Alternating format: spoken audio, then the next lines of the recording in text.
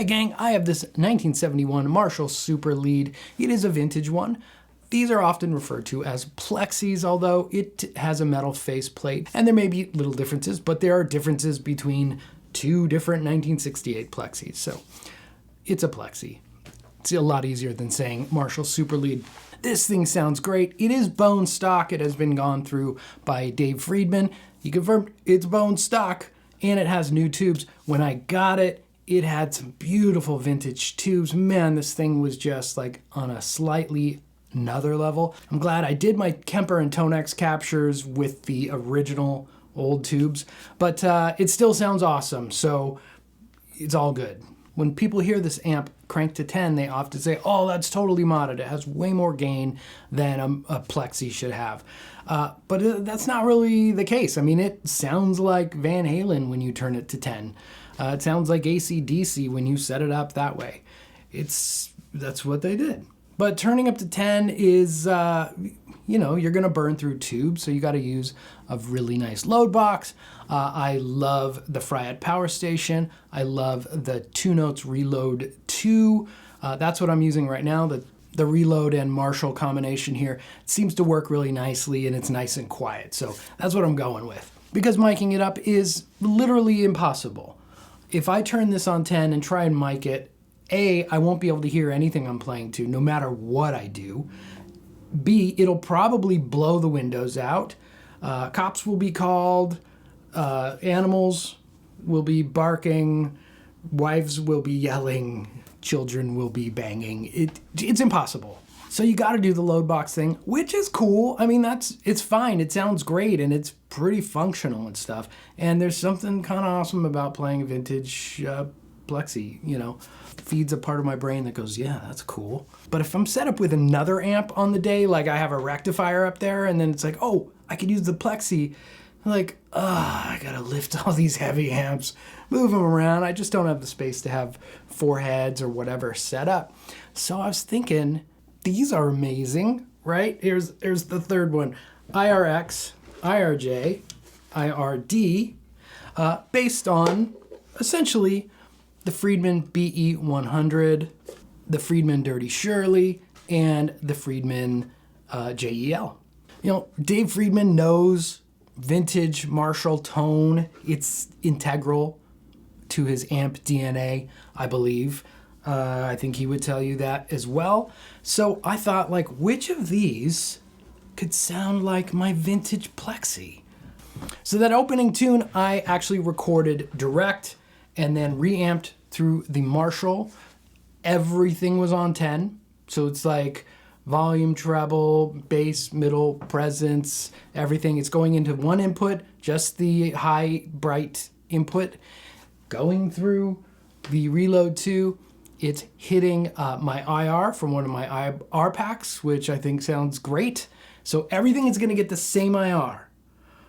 The kind of only difference is like the Marshall's hitting the Reload, then hitting the IR, and then the IRXs will get the IR also in the DAW and kind of see which one sounds the most like this vintage Marshall that I think sounds amazing. So this is the isolated Marshall tone.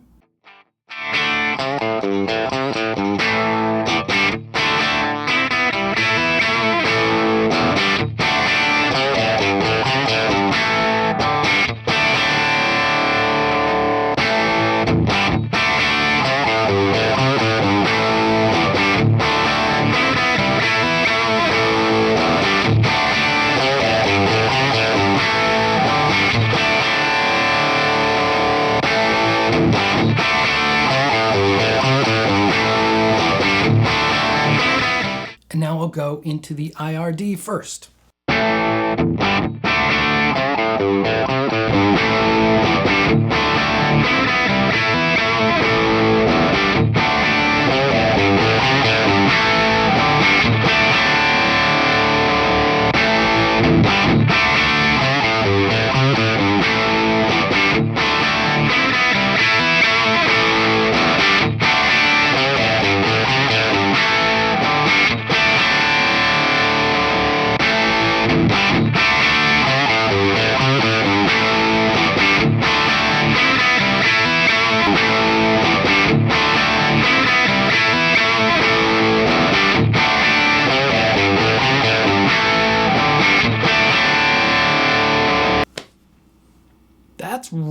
Rockin. I'm a huge Dirty Shirley fan. I love all of the amps in that line. I think it got kind of close to the Plexi, but to be honest, when it's straight up and down with even a little more gain, because the IRD definitely had more gain than the Plexi does, it kind of was super rad. Maybe better. I think if I was just blind A-Bing, I would go, what's that huge fat one with the little extra gain on tap? But okay, we're trying to match the Plexi. IRD is dope. Moving on. All right, IRX channel 1. There is a boost available if I need more gain, but channel 1 is sort of clean Plexi-ish, you know. And then channel 2 is like a BE 100 vibe.